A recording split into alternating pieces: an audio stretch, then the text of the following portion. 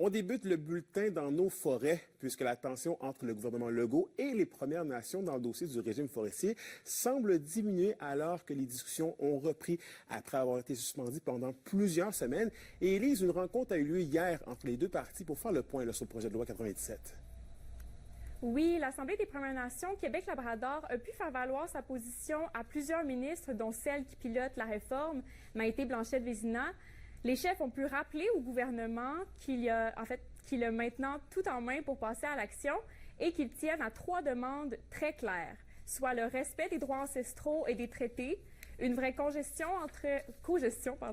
entre les Premières Nations et le gouvernement et le retrait du zonage prioritaire en forêt. Lucien Wabanonik, chef de Lac-Simon, rappelle qu'on doit bâtir cette réforme avec les Premières Nations et pas sans elles.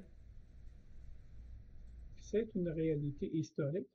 Nos territoires n'ont jamais été cédés. On le redit, on le répète. Il faut que le gouvernement puis la branche juridique du gouvernement comprenne qu'on n'enlève pas aucun territoire à personne. Sauf qu'on veut harmoniser au niveau législatif ces droits-là et qu'il y ait un bon voisinage pour tout le monde et qu'on puisse en bénéficier tous et toutes. Là.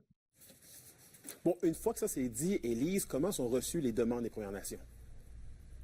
Eh bien, sur les réseaux sociaux, la ministre Maïté Blanchette-Vézina se dit ouverte à une nouvelle approche créative sur les principes fondamentaux pour les deux parties.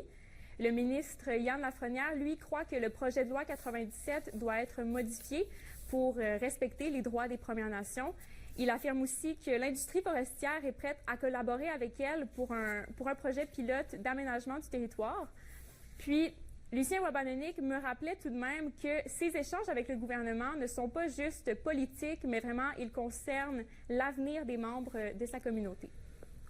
Pour moi, c'est vraiment pour l'avenir de nos enfants.